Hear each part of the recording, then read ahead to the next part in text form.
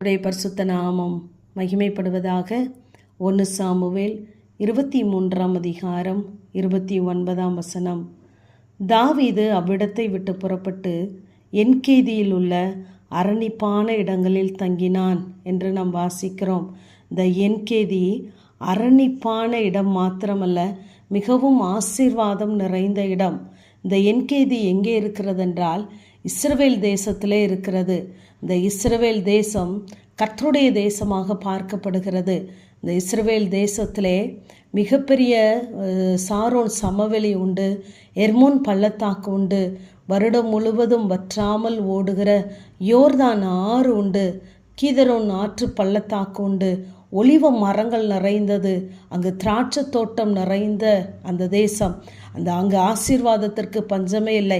அத்தனை ஆசீர்வாதமான தேசம் இஸ்ரவேல் தேசம். ஆனால் இதன் மத்தியிலே கடுமையான வறட்சியான ஒரு பாலைவனம் இருக்கிறது. அதற்கு யூதேயா பாலைவனம் என்று பெயர். இந்த யூதேயாவில் ஓரங்களிலே பெயர் சேபாவிலே நம்முடைய ஆதி பிதாக்களான ஆபிரகாம், ஈசாக்கு, யாக்கோபு என்பவர்களெல்லாம் இருந்ததுண்டு. இயேசு கிறிஸ்து கூட இந்த பாலைவனத்திலே போய் ஜெபித்ததுண்டு என்று சொல்லி நாம் பார்க்கிறோம். இப்பொழுது இந்த தாவீது அலைந்து திரிந்து அந்த வனாந்தரத்திலே வந்து நிற்கிறார். அங்கு கடுமையான ஒரு பாலைவனம் அது. அங்கு வருடத்திற்கு 1 அல்லது 2 முறைதான் மழை பெய்யும். எங்கும் தண்ணீர் கிடைக்காது. உஷ்ணம் 140 டிகிரியிலிருந்து 160 வரை இருக்கும் என்று சொல்லப்படுகிறது. மிகவும் வறட்சியானது. ஆகவே இதை கொலை பாலைவனம் என்று சொல்கிறார்கள். அங்கு அது பூமியின் மையப்பகுதியாக இருப்பதினாலே அடிக்கடி ஏற்படுகிறதான ஏற்றத்தாழ்வுகளால் அங்கு சூறாவளி காற்று எழும்புகிறது. அது புழுதியை கிளப்பும் பொழுது பகல் கூட இரவாக மாறி போய்விடுமாம்.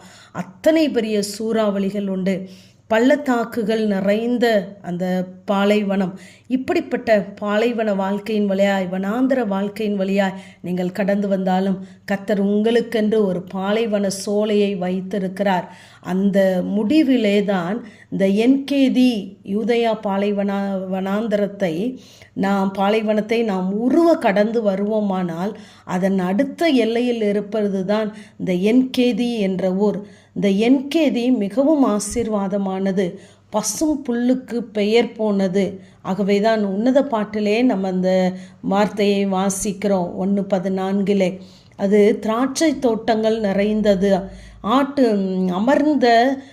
அமர்ந்து பொங்குகிற நீரூற்று அங்கு உண்டாம். அந்த என்கேதியிலே பசும்புல் காணப்படுகிறது, அமர்ந்து பொங்குகிற நீரூற்று காணப்படுகிறது, பேரிச்ச மரங்கள் நிறைந்தது. 2 நாளாகமும் 20:2 நாம் பார்க்கும் பொழுது என்கேதியாகிய ஆசாசோன் தாமார் என்று சொல்லி, ஆசாசோன் என்று சொல்லும் பொழுது வரிசை வரிசையாக, இங்கு வரிசை வரிசையாக பேரிச்ச மரங்கள் உண்டு. இங்கு பழுக்கிற பழங்கள் எல்லாம் ராஜாவினுடைய பந்திக்கு அனுப்பப்படுகிறது. அதனுடைய சுவை, நிறம், அளவெல்லாம் மிகவும் வித்தியாசமானது. 4வதாக அங்கு திராட்சை தோட்டம் உண்டு. 5வதாக ஒலிவ தோப்புகள் உண்டு. இப்படியாக இத்தனை ஆசீர்வாதம் நிறைந்தது தான் இந்த என்கேதி என்ற அனுபவம், என்கேதி என்ற அந்த இடம். இந்த இடத்திலிருந்து தான் சங்கீதக்காரனாகிய தாவீது 23ஆம் சங்கீதத்தை எழுதுகிறார். அங்கு பசும்புல் மேய்ச்சலிலே நடத்துகிறவர், அமர்ந்த தண்ணீர் அண்டையிலே நடத்துகிறவர், சத்துருக்களுக்கு முன்பாக ஒரு பந்தியை ஆயத்தப்படுத்துகிறவர் என்று சொல்லி. ஏனென்றால் அங்கு சத்துரு யார் என்றால் சவுலுடைய பந்தியிலே இருக்கிற அந்த பேரிச்ச பழங்களை தேவன் எனக்கு தருகிறார் என்று அங்கு எழுதுகிறார். ஆகவே இந்த என்கேதியின் அனுபவங்கள் நம்முடைய வாழ்க்கையிலே வர வேண்டுமென்றால் நாம் கர்த்தரை சார்ந்து கொள்ளுகிறவர்களாய் இருக்க வேண்டும். கர்த்தர் நமக்கென்று வைத்திருக்கிற இடத்திலே நாம் தங்கி இருக்கும் பொழுது நிச்சயமாகவே நம்மை அந்த என்கேதியின் அனுபவத்திற்குள்ளாய் தேவன் நம்மை நடத்துவார். ஆமேன். ஜெபம்.